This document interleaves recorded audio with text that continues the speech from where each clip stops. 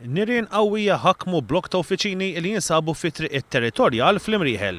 Kienu għal-ħabta ta' 8 tal-5 filgħodu xin l-impjegati li jaħdmu fil-post innotaw duħan iswed tira mix-xaft. Malli jindunaw bil-periklu huma ħarġu il-barra u fl-istess ħin ċemplu għall-għajnuna. Fi ftit ħin waslu fuq il-post il-Pulizija minn Rapid Intervention Unit kif ukoll il-membri tal-Protezzjoni Ċivili.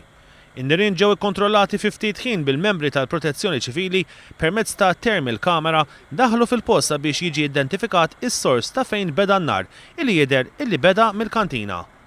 Fuq il-post marru wkoll il-ħaddiema tal-Enemata li qataw il-provista tal-elettriku sabiex ineħħu kull periklu illi jista' jkun hemm. Il-post fejn seħħ l-inċident kien jintuża qabel bħala showroom ta' kumpanija tal-karozzi.